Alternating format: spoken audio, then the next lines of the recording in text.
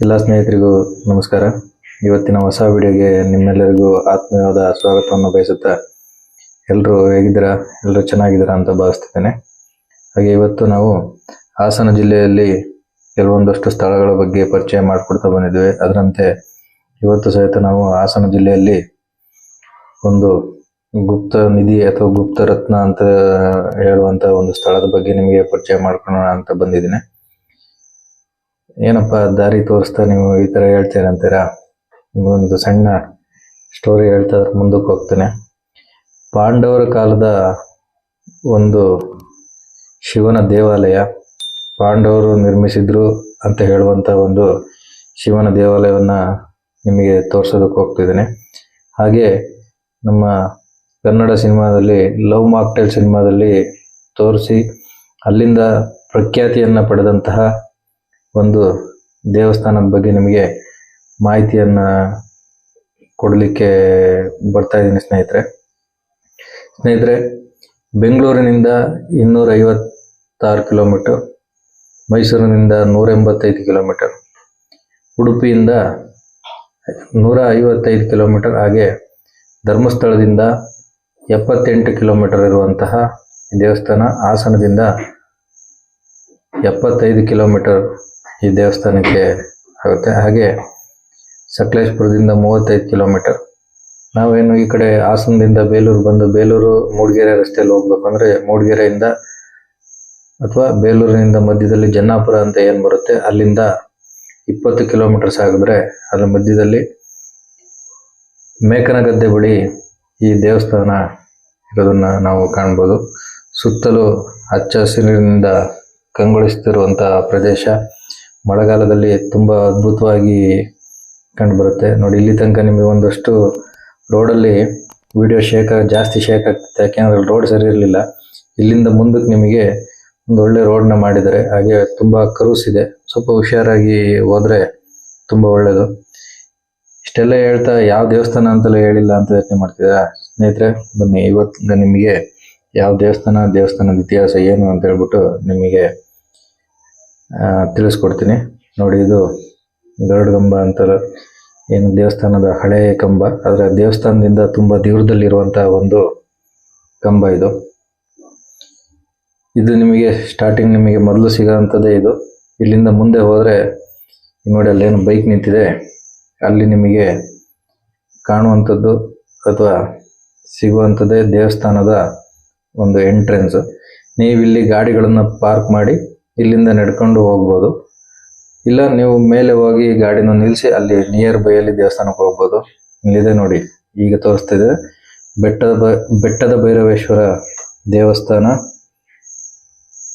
ಅನ್ನುವಂಥ ಒಂದು ದೇವಸ್ಥಾನದ ಬಗ್ಗೆ ನಿಮಗೆ ಇವತ್ತು ನಾನು ಪರಿಚಯ ಮಾಡಿಕೊಡ್ತಿದ್ದೀನಿ. ನಿಮ್ಮ ಪಾದರಕ್ಷೆಗಳನ್ನ ಇಲ್ಲೇ ಬಿಡಿ ಅಂತ ಹೇಳ್ಬಿಟ್ಟು ಸಹಿತ ಬೋರ್ಡ್ ಹಾಕಿದ್ದಾರೆ ಸ್ನೇಹಿತರೆ. ಇಲ್ಲಿಂದ ಮೆಟ್ಲುಗಳ ಮೂಲಕ ನೀವು ದೇವಸ್ಥಾನಕ್ಕೆ ಹೋಗ್ಬೇಕಾಗತ್ತೆ.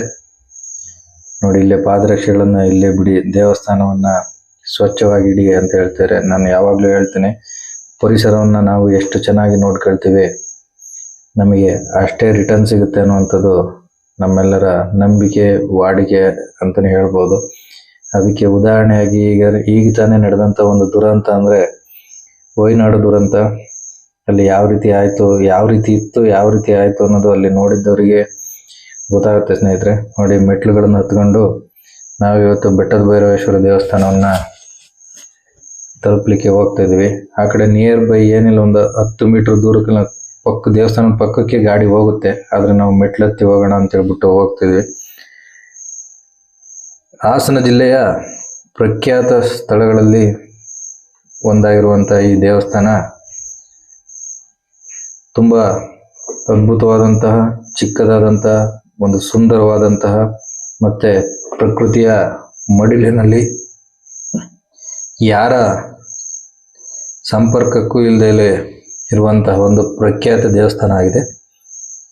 ಇದನ್ನ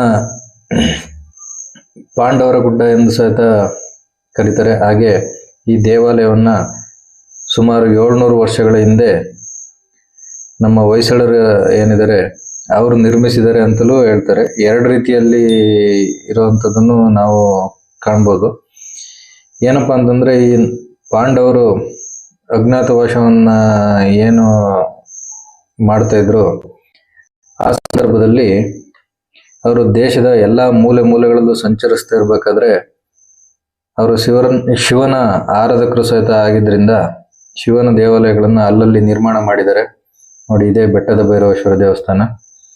ಆ ನಿರ್ಮಾಣ ಮಾಡಿರುವಂತ ದೇವಸ್ಥಾನಗಳಲ್ಲಿ ಈ ಬೆಟ್ಟದ ಭೈರವೇಶ್ವರ ದೇವಸ್ಥಾನವು ಸಹಿತ ಒಂದಾಗಿದೆ ಅಂತಲೂ ಹೇಳ್ಬೋದು. ಇದನ್ನ ಸುಮಾರು 700 ವರ್ಷಗಳ ಹಿಂದೆ ಹೊಯ್ಸಳರು ಪುನರ್ ನಿರ್ಮಾಣ ಮಾಡಿದ್ದಾರೆ ಅಂತಲೂ ಒಂದು ಕತೆ ಇರುವುದನ್ನ ನಾವು ಕಾಣ್ಬೋದು.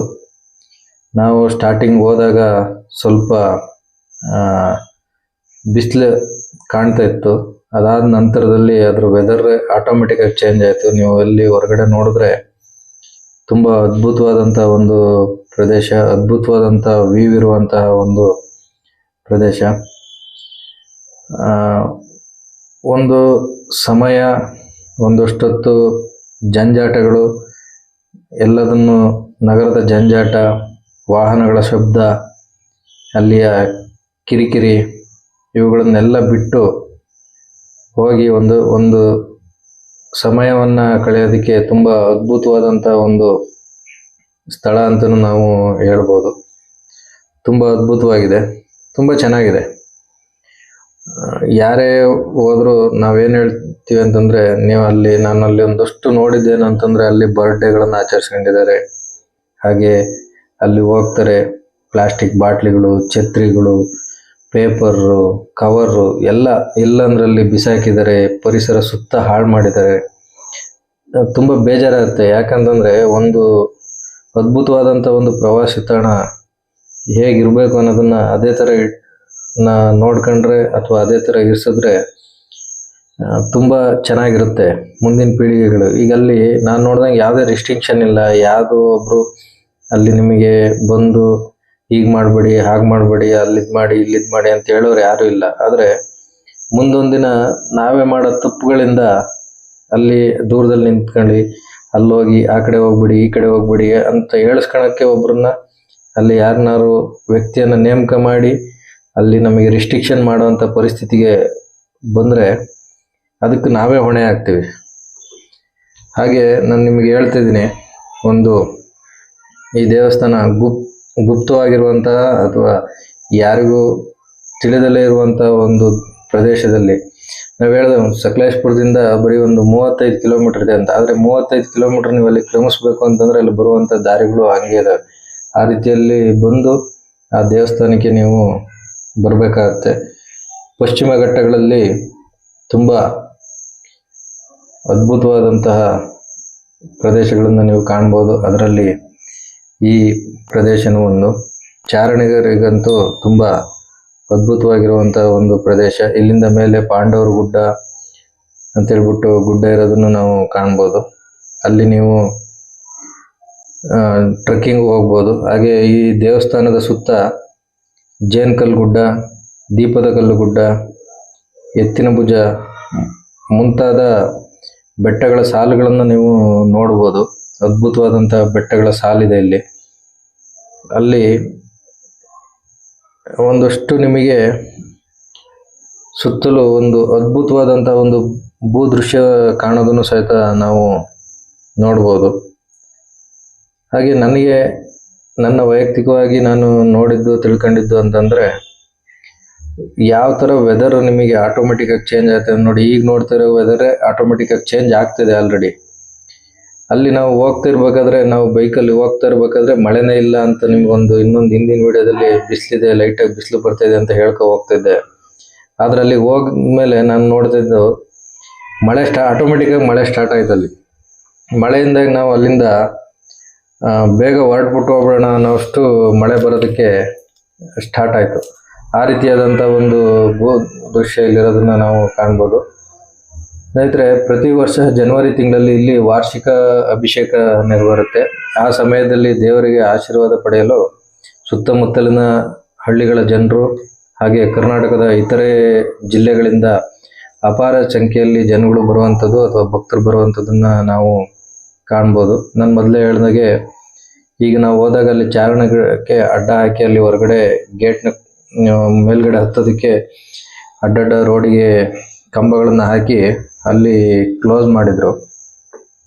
ನಾವು ಹೇಳ್ದಂಗೆ ನೀವು ಮೆಟ್ಲು ಹತ್ತಿನಾರು ಬರ್ಬೋದು, ಇಲ್ಲ ಅಂತಂದರೆ ಕೆಳಗಡೆ ಮೇಲ್ಗಡೆಗಾರು ಬಂದು ಅಲ್ಲಿ ವೆಹಿಕಲ್ನ ನಿಲ್ಲಿಸಿ ಅಲ್ಲಿಗೆ ಹತ್ರಕ್ಕೆ ಬರ್ಬೋದು. ಇದು ದೇವಸ್ಥಾನದ ಒಳಗಡೆ ಭಾಗ ಕ್ಲೋಸ್ ಆಗಿದೆ. ಆದ್ರೆ ನಿಮಗೆ ಕಿಟಕಿಯಲ್ಲಿ ಒಂದಷ್ಟು ಚಿಕ್ಕದಾಗಿ ತೋರಿಸೋಂಥ ಪ್ರಯತ್ನ ಮಾಡಿದ್ದೀನಿ. ಅದು ಕಂಬ ಅಡ್ಡ ಇದೆ, ಅಲ್ಲಿ ದೀಪ ಒಟ್ಟಿಗೆ ಕಚ್ಚಿದ್ದಾರೆ. ಯಾವಾಗ ಬಂದು ದೀಪ ಕಚ್ಚಿದ್ರು ಅನ್ನೋದು ಐಡಿಯಾ ಇಲ್ಲ, ಯಾಕೆಂದ್ರೆ ನಾವು ಹೋದಾಗ ಅಲ್ಲಿ ಕ್ಲೋಸ್ ಆಗಿತ್ತು.